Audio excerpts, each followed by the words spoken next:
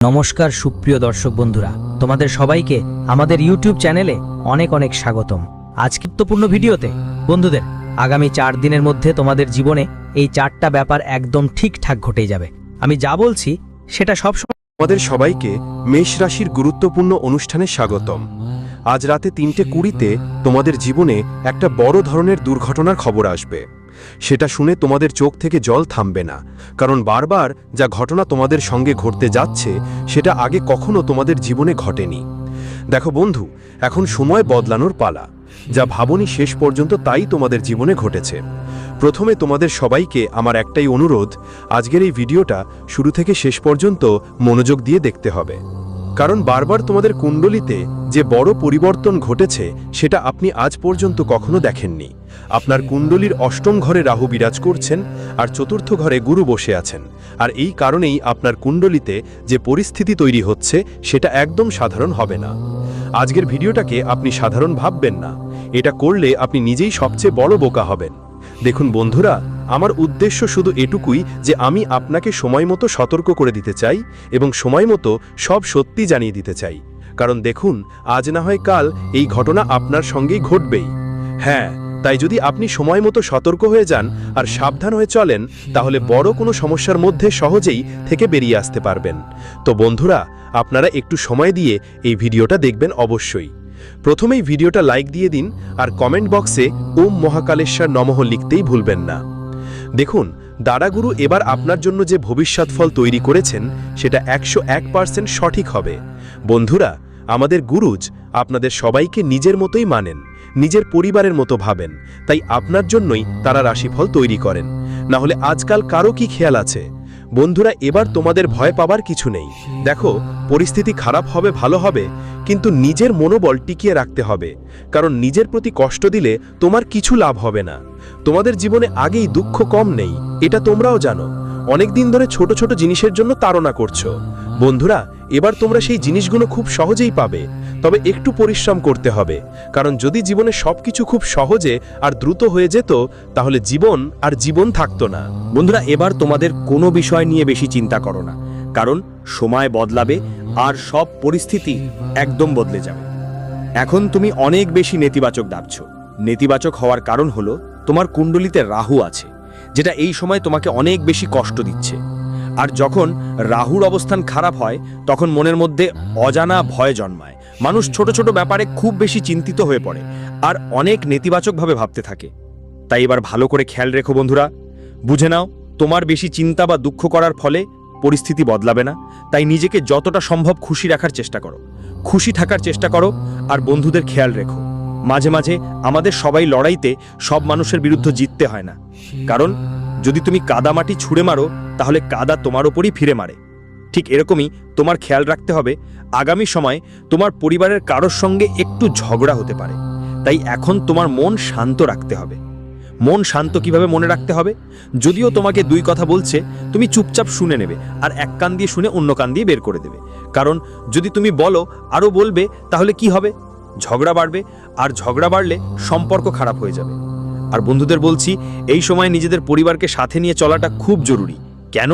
কারণ শেষ পর্যন্ত তোমার কোনো কাজ আসবে না, শেষ পর্যন্ত তোমার পরিবারই তোমার কাজে আসবে।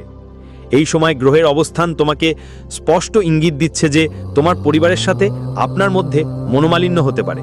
তাই যতটা সম্ভব কথা বলার ধরন ঠিক রাখতে মনোযোগ দিন এবং আপনার ভাষা সম্পূর্ণ নিয়ন্ত্রণে রাখুন।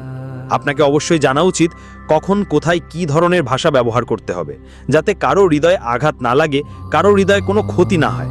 কারণ দেখুন, একবার শব্দের তীর লাগলে সেই আঘাত সারতে অনেক সময় লাগে, সেই আঘাত সময় মতো সারে না, সারাতে অনেক বেশি সময় লাগে। তাই নিজের ভাষায় একটু নিয়ন্ত্রণ রাখুন। আর বলছি বন্ধুরা, তোমরা নেতিবাচক হও না, সবাইকে ভালোবাসা দিয়ে কথা বলো, সবাইকে নিজের মতো মানো, আর যতটা সম্ভব আধ্যাত্মিক জিনিসের প্রতি তোমার ঝোঁক রাখো। আমি তোমাদের তাই বলছি, কারণ দেখো বন্ধু, জীবনের দুঃখ তো আগেই কম নেই। তুমি প্রতিবার কি করছো? খুব বেশি চিন্তায় পড়ে নিজের হাতে নিজের জীবন ধ্বংস করে ফেলছো, নিজের জীবনের পরিস্থিতি খারাপ করছো। কিন্তু এবার তোমাকে এমনটা একদমই করতে হবে না। পরিস্থিতি খারাপ করার বদলে পরিস্থিতি ঠিক করার দিকে মনোযোগ দিতে হবে। আর আমি তোমাকে বলি, এই মুহূর্তে আপনি যতটা সম্ভব নিজের মানুষদের টাকা ধার দেওয়া থেকে বিরত থাকুন। দেখুন, আপনার এই ছোট্ট একটা ভুল আপনার জন্য বড় সমস্যা তৈরি করতে পারে। কারণ আগেও আপনি নিজের মানুষদের টাকা ধার দিয়েছিলেন এবং আজও সেই টাকা পাননি। আপনি নিজের টাকা ভিক্ষুকের মতো চাইছেন। একদিকে তো টাকা ধার দিয়েছেন, এরপর নিজের টাকা ভিক্ষুকের মতো চাইছেন। এটা একদম ভুল। বন্ধুরা, আমি আপনাদের বলে দিতে চাই, এইবার যদি আপনি কারো কাছে টাকা ধার দেন, তাহলে দুইটার মধ্যে একটাতে আপনাকে ক্ষতিগ্রস্ত হতে হবে। না হয় টাকা, না হয় সম্পর্ক। এখন তোমাকে সিদ্ধান্ত নিতে হবে তোমার জন্য কোনটা বেশি গুরুত্বপূর্ণ, টাকা না সম্পর্ক। কারণ এই দুটোর মধ্যে ভবিষ্যতে তোমার শুধু একটা পাওয়ার সুযোগ আছে।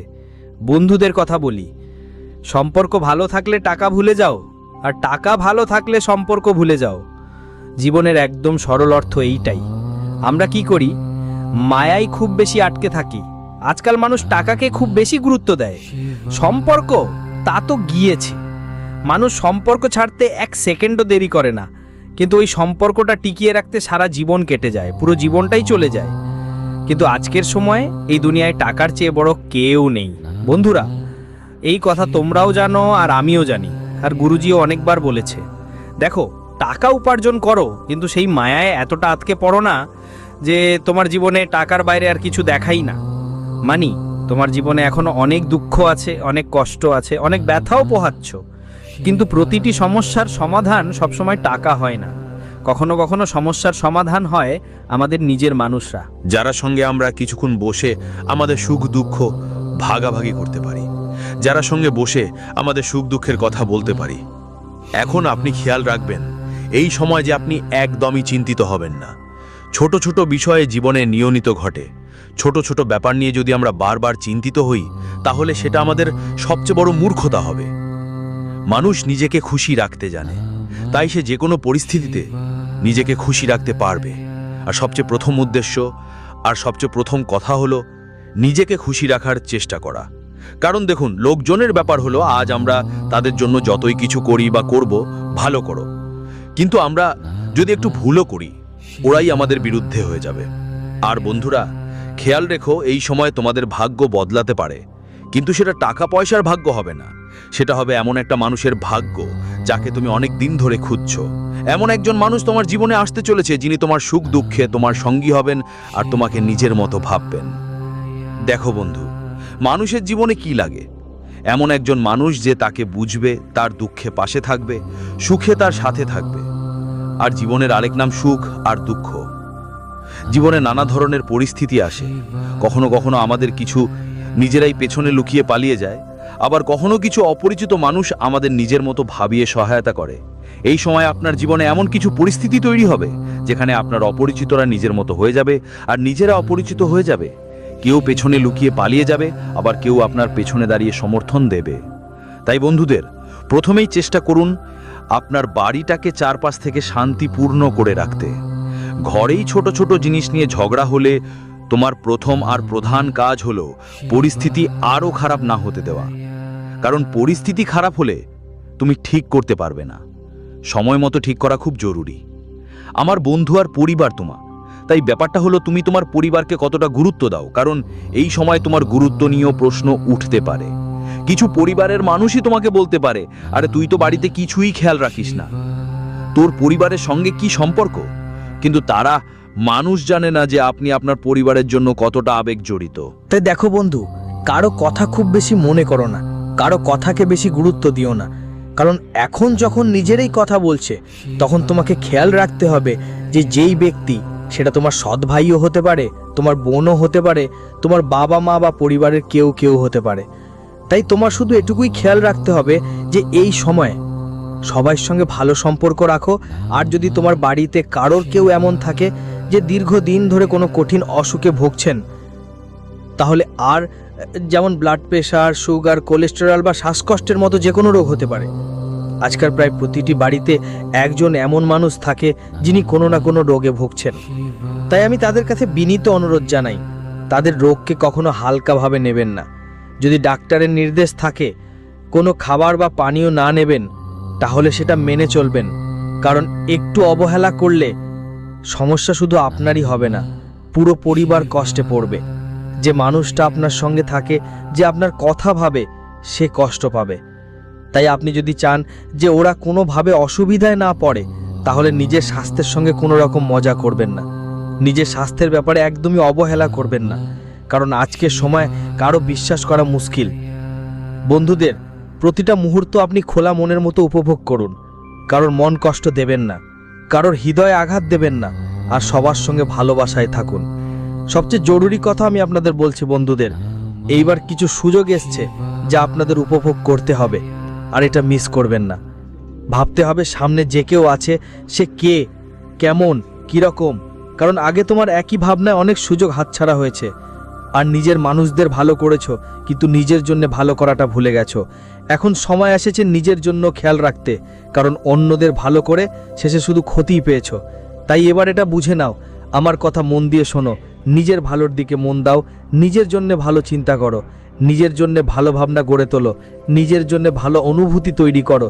দেখো, বেশি চিন্তা করো না। যদি কোনো কিছু আপনার হাত থেকে ছুটে যাচ্ছে, তাহলে সেটি আপনার ভালোর জন্যই ছুটে যাচ্ছে, কারণ পরমাত্মা জানেন আমাদের জীবনে কখন কোথায় কি দিতে হবে, কতটা দিতে হবে, আর কোথায় দিতে হবে।